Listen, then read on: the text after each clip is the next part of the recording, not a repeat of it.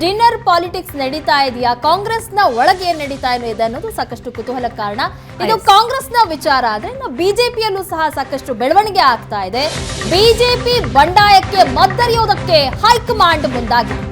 BJP rebel ನಾಯಕರ ಜೊತೆ 1-to-1 meeting.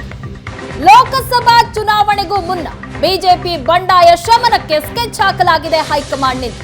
ಲೋಕಸಭೆಯಲ್ಲಿ ಹೆಚ್ಚು ಸೀಟುಗಳನ್ನ ಗೆಲ್ಲೇಬೇಕು ಶತಾಯಗತಾಯ ಅಂತ ಬಿಜೆಪಿ ಪ್ಲಾನ್ ಮಾಡ್ಕೊಂಡಿರುವಂತದ್ದು. ಹೀಗಾಗಿ ಬಿಜೆಪಿ ದೊಡ್ಡ ತಲೆನೋವಾಗಿರೋದು ಈಗ ಪಕ್ಷದಲ್ಲೇ ಇರುವಂತಹ ಅಸಮಾಧಾನಿತರು. ಅವರಿಗೆ ಮದ್ದರಿಯೋದಕ್ಕೆ ಈಗ 1-to-1 ಮೀಟಿಂಗ್ ಅನ್ನ ಮಾಡಲಾಗ್ತಾ ಇದೆ.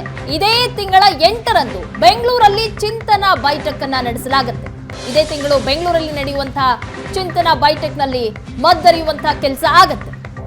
ಈ ಬೈಠಕ್ ನಲ್ಲಿ ಬಿಜೆಪಿಯಲ್ಲಿನ ಅಸಮಾಧಾನಿತ ನಾಯಕರ ಜೊತೆ ಚರ್ಚೆಯಾಗುತ್ತೆ.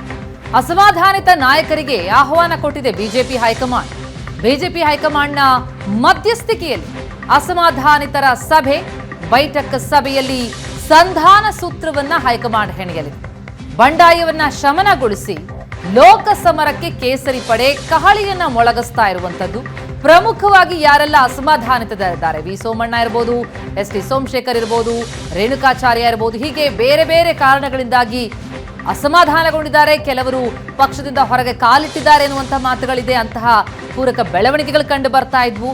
ಹಾಗಾಗಿ ಈ ಎಲ್ಲ ಅಸಮಾಧಾನಿತರನ್ನು ಸಮಾಧಾನಗೊಳಿಸಿ ಈ ಬಂಡಾಯಕ್ಕೆ ಮದ್ದೆರೆಯೋದಕ್ಕೆ ಹೈಕಮಾಂಡ್ ಮುಂದಾಗಿರುವ ಹಿನ್ನೆಲೆ ಬಿಜೆಪಿ ಹೈಕಮಾಂಡ್ನ ಮಧ್ಯಸ್ಥಿಕೆಯಲ್ಲಿ ಅಸಮಾಧಾನಿತರ ಸಭೆ ನಡೆಯುತ್ತೆ.